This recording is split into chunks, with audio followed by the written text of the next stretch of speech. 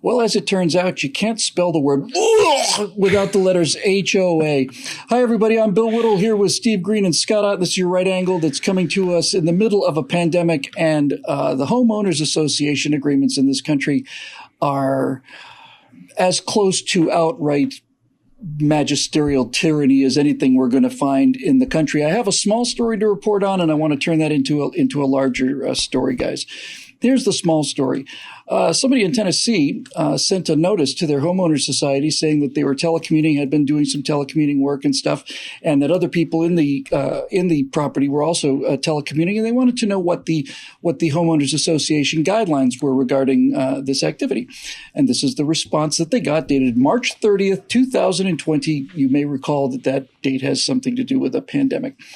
And I'm going to read it to you just because you need to hear the cold-bloodedness of it. March 30th, 2020, 30-day notice to vacate. Dear HOA member, it has come to our attention that you are in violation of Article 7, Section 8 of our bylaws, which states, Section 8, commercial businesses, blah, blah, blah, talks about how they're forbidden to work in any kind of a business in the property. Now let's get to the point. As you are a tenant, your landlord has received this notification.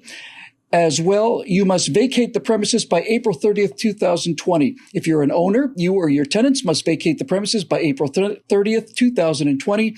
You will still be responsible for any liens on your property, including mortgages. Failure to comply with these demands will result in eviction proceedings. Any legal costs incurred by the HOA board in this matter will be placed as an additional lien on your property. Failure to vacate may also result in criminal charges, as we intend to pursue those charges to the full extent of the law. Sincerely, the president's name was blacked out, and I'm rather glad it did, because there is a time for pitchforks and torches, and this is the time, and this guy is the target. There is so much wrong with this that I don't simply know where to begin. And I'm not going to, and guys, I'm just going to move on to the bigger story. You can comment on this one as you see fit. This kind of reaction, this kind of petty tyranny, this kind of we will abide by the laws that existed before this pandemic, and by God, if the Homeowners Association rules, which were laid down in 1948 by Clifford J. Johnson, the founder of the Homeowners Association, whose statue stands out in the lobby, we hold these truths to be self-evident, that we will not violate the laws of the Homeowners Association, blah, blah, blah. This kind of thing is the kind of thing that will cause people to really turn a cooperative effort into something much, much, much, much worse than this. And so while I'd love to have you guys comment on the smaller issue, here's what I think is the larger issue. I think people's primary concern right now is putting food on the table, followed rather closely by being thrown out of their houses. This is the perennial first world concern of people in 2020 America. Can I make my rent? Can I make my car payment? Can I make my credit card payments? Am I going to be able to cover the nut for this month? Am I going to make enough money to pay my bills and not get thrown out on the street with my family? Scott and I did an episode of Bill Whittle Now, and afterwards we were talking about it, and Scott said that the economy is essentially in a medically induced coma. And he said that it's actually operating under the yellow flag. And that's a really important point. This is what I want to talk about mostly. Under the yellow flag in racing, not only does the whole field slow down, but you're not allowed to pass anybody. And this is a critically important thing to understand. For those of you that may be worried about making your mortgage payments or your car payments or any of these other payments, there is nobody in line behind you ready to take over your property and start paying. In a healthy economy, a normal economy, if you don't pay your rent, you will be eventually evicted, because the person who owns the property makes their livelihood off of that. And if you can't pay the rent, then they look for somebody who can. But we don't have that in a yellow flag economy. First of all, it's not that you have a problem paying your rent. It's that you cannot go to work. You're not allowed to. I have a job. I know where it is. I can draw you a map to where my job is. I just can't go there. So it's not a question of you not being able to pay your rent. And much, much more importantly, just for the peace of mind of everybody out there, there is nobody waiting to move into the property that you might be evicted from. No one can pay the rent. In fact, no one can even come and look at the apartment. There's simply no economic, financial reason to do this under any level. Now, I don't know what that's going to turn into on a federal level, but 2 weeks, half a month into the lockdown, we're now starting to get to the point where people are worried, very worried, about maintaining their residence. And I was wondering if each one of you guys might want to comment on that, both the big story and the little. Steve, let's start with you. What do you think of that homeowners association message? And what do you see happening as a result of the fact that we're not even dealing with the unemployed anymore? I can't pay my bills because I'm unemployed. Everybody's unemployed. The whole country's unemployed. I wish I knew the name of this little Hitler so I could shout it to the rooftops, to the skies, to the heavens. This organically useless martinet is the reason lampposts were invented. I don't know what else to say about this human being, this person, this somehow walks among us in decent, polite society. Yeah. Just the absolute worst with the absolute worst timing. And the thing is, legally, they're in the wrong. There are steps you have to go through to evict somebody from their property or even from a property that they're renting. And none of that's there. You can't just kick somebody out of their condo in 30 days. Can't be done. So they're bullying them. Yeah, absolutely. They're an absolute bully. I did some digging into this on the Reddit thread, and it turns out that the president of the HOA owns something like 10% of the condos on this property. And as far as I'm concerned, it looks like what they're trying to do is to kick people out at the worst possible time in order to grab up more of these condos at a discounted rate. That is my guess. I don't know this, but that's certainly what it looks like on the surface of it based on the Reddit thread. On the bigger picture, I'm looking at this relief bill, and it's not enough. And I'm not necessarily just talking about the spending, but for people with a car payment, with a mortgage, with groceries to buy for their children and all the rest, $1,200 is not going to go very far. Period. It isn't. Even if it's $1,200 per couple and the extra $500 or whatever it is for a kid, that might get you through a month if you've got 2 adults at home and a couple of kids at home, which is our situation. But it's not going to work. What we need to do is have a moratorium on debt payments. And the reason I'm advocating this is what we have here is a taking by the government. Correct. We are being told we cannot work. Well, constitutionally, you can't have a taking without some sort of recompense from the federal government, and that's what I think we have to look for. And again, $1,200 does not cover the price of my labor for a month, not even close. And it may be longer than that. It may be 6 weeks, maybe 8 weeks. Virginia's shut down until June 10, unless they end up rescinding that early. Now. Yeah. So it's just nuts. This is a huge taking.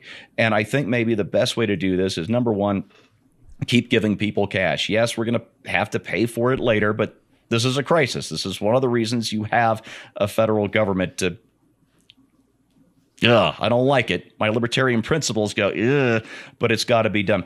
But if we can suspend debt payments for the duration of this thing, keep the banks flush with cash. This isn't like 2008 when the banks got us into this mess with taking advantage of lousy laws and lousy regulations, right, and dubious consumers and all the rest.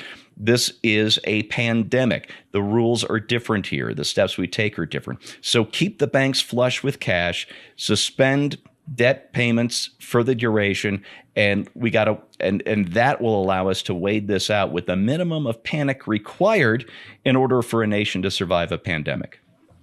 Scotty, what do you think about the letter, the guy who wrote it, and what do you think the long-term, well, when I say long-term, I mean for at least through the peak of the first wave of the pandemic, what do you think the solution is on a national level? You know, I used to live in an HOA when we first moved to Texas. It's the first I'd ever heard the term homeowners association. I didn't know. I grew up out in the country in a town, if you want to call it that, that was essentially one street with 7 houses on each side stretched out over about a 2-mile span. So it wasn't really a town so much as just some people who happened to fall in at the same area. And when I found out about the HOA, I didn't quite understand the concept. I had a general idea until I got my first letter that was forwarded to me by the landlord who actually owned the house. We were renting the house. And the letter said that it had been noticed that the bushes along the front of our house had some shoots on them that were 4 to 6 inches higher than the flat level where the bush had been trimmed before, and that we needed to take care of that right away. And I just thought, gee, that's interesting for someone who doesn't live here to be concerned about, who's somebody who doesn't live in my house. And then next door to us, we had a guy who was actually running a business out of his house. It appeared to be some sort of plumbing or contracting business. And he would frequently have, trucks with the logo painted on the side of them, everything parked in front of our house. Not once did I ever call the homeowners association about the fact that this guy was running a business, not only just running a business, but actually blocking my area where I wished to park. Not only that, the guy also had a couple of like Rottweilers that used to make all kinds of noise at all hours of the day and night. Not once did I ever call and complain to the homeowners association about that either. But somebody did call to complain that there were little shoots coming up off of our shrub on the front of the house. And I realized that the reason why homeowners association exist is to protect the property values of all the people who live within that area. As a notion, it's not a bad idea, saying neighbors looking after neighbors to make sure that everybody's property values go up. But the reality is an HOA is not necessarily a neighborhood. And I was going to say, infrequently is it a neighborhood. Neighborhoods are the kind of places where, in 1968, all of us kids would drive with bicycles down to the park with cards in the spokes of our bicycles and red, white, and blue ribbons on the 4th of July. And we would go down there and cook hamburgers with the rest of the people who lived in the neighborhood and enjoy their fellowship and drink root beer and whatever the adults were drinking. And that's a neighborhood. An HOA is a horse of a different color. And you've got to ask yourself, who aspires to be the person that's running the HOA? What kind of person is that? It's the kind of person who likes writing a letter to a guy saying he's got 6-inch shoots coming off the top of his shrub. These are the kind of people who live for stuff like this. And sadly, these are also the kind of people who live to serve in government. They're people who they fancy themselves rules-abiding people, but more so, they want to make sure that everybody else is a rules-abiding person as well. Every once in a while, we take a drive out into the country and we'll see like a trailer sitting out, 100 yards from the road, and there's maybe a car up on blocks and a couple of head of livestock sort of milling around randomly and some chickens. And I always look to my wife as we're driving and I say, you see, honey, out here, a man can live as he pleases. And there is something alluring about that. It doesn't boost your property values, but I think it does give you an intangible that no HOA can ever ensure, no matter how many harshly worded letters they write. Well, Scott said that a neighborhood is not an HOA, that a HOA is a horse of a different color. It's not just a horse of a different color. It's a specific part of the horse's anatomy of a different color. That's what so the HOA H is for horse. What's the A for? Horse is over everyone. Everyone. AVERYONE, everyone.